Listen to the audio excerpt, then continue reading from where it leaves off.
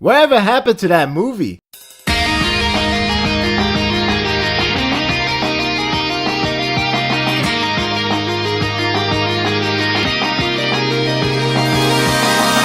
It took over 500 chapters, but we finally made it to this moment where Natsu loses his cool, transforming into the end. Boy, does it feel like I'm starting to read this manga just now. It has that vibe of an early stage where you see that demonic power. Shonen series usually like to put out those cursed child with some demonic power. It's something they have to maintain control. You get that from Nanatsu no Taizai, Naruto. Chapter 503 is definitely a chapter of the awakening of the end. Even though it's still in the early stage, I'm really liking what I'm seeing from this appearance of an end, and the tension build from this chapter was rather good. It's not much to say about this. It's just more of a way to start building the anticipation, to start building tension of how devastating the end can really be. Going off with Gray, that is something I would never guess to happen this soon. I'll take it. The chapter mostly focused on Lucy and Demiria, or at least a good chunk of the chapter. Not much material has really covered up. I did like the tension how they built it upon with each other. Even though I already know that Lucy's not going to die or anything of like that, but it's not really trying to tell you that Lucy is going to die. It just tells you how brave can she really stands up. Demiria has her locked in, pretty much can do anything she wants. The idea of the atmosphere was addressed well, and just how strong their willpower are. Natsu is in fact transforming into the end. I know a lot of people probably got the wrong idea that we see in the end already as in a complete awakening, but I see it as a form that's really just started to transform more and more. Basically like one of those things that you see in a lot of series where the shonen character, the protagonist, have this cursed power, and then when it comes to the cursed power, their appearance keep changing time after time as they get closer to the moment that it's no longer themselves. What surprises me is the idea that they did not show Demiria going against Natsu. Instead, they have an off panel where you just see her already taken out and pretty much dramatized by the fact that she has been defeated so easily. We all know she has a goddess power. In a way, I actually like this direction more so than the predictable route of having Demiria being taken out on panel. The idea is we don't know how vicious the end is. We don't know how powerful it can really be. Using Demiria just an off panel way is the best way to address it. If we were to see it on panel, we already got the idea. We don't know. We only hear about the end being this scary. When we get to the moment that we actually see it in action, then that would be something like, oh, okay, it can happen anytime. This hype up, and I really like the slow, nice build they're doing. They're really making it into a huge deal. I hope it doesn't end quickly. I'm not trying to make a pun. I just hope they give it a lot of time to show us why end is dangerous. I wanted to actually feel fear for something that this arc has been lacking with the Spring of 12 due to the fact that these heroes keep taking them out pretty easy, or if not too much of a hardship struggle compared to Totoro's arc. Natsu, consumed by darkness, it makes you think differently because this is something that Fairy Tail does not really pull off. This feels like this is the actual very first time, and if I recall correctly, it is the very first time. That's why it gave me that vibe, and like I feel like I'm reading the series in the beginning stage, like I'm in the chapter 100 or less than that, because it's that demonic power of Natsu that's really kicking in. It's like, oh, we're finally seeing something dangerous that coming from that cursed child. The art in this chapter was pretty well drawn. The idea of the whole tension building up for N and his awakening is really addressed nicely in this one. With Lucy having the blood on her face, it's actually kind of haunting feeling. It gives you that haunting vibe of something that just went wrong. It's something incredibly abnormal just happened and we don't even see it. We only know she got knocked back and everything feels like a quiet scene,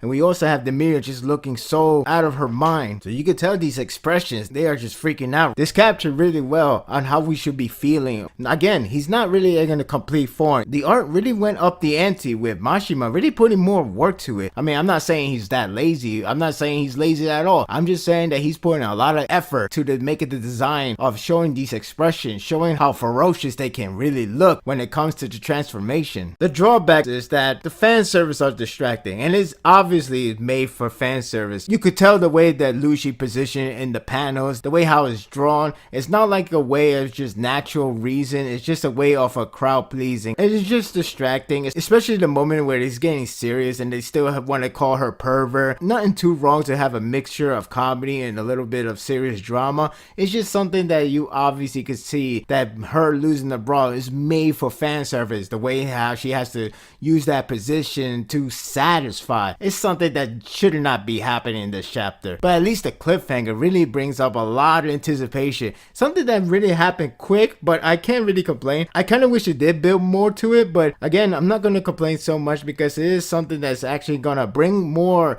anticipation, bring more interest in this arc. We need to spice up a lot of things, and this is a good way to do so. I just hope it doesn't end in a very hokey way, but you never know with Fairy Tail. Overall, it has a good tension. It has a really good arc, and it really has a really nice anticipation of seeing the end coming, slowly becoming a very dangerous threat, and Gray is going to be the first to win. Well, in this case, on panel, since we know Demiria is already taken out so easily off panel, and now it's time for us to witness the end. Chapter 503 gets a 7.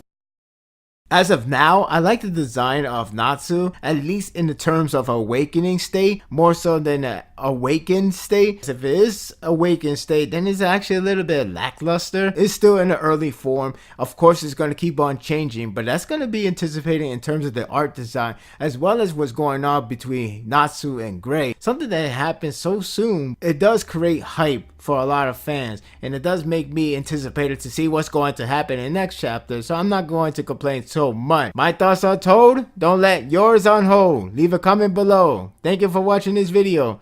If you like this and want more of this, subscribe to my channel, and my world will be yours to stay. Until next time, take care.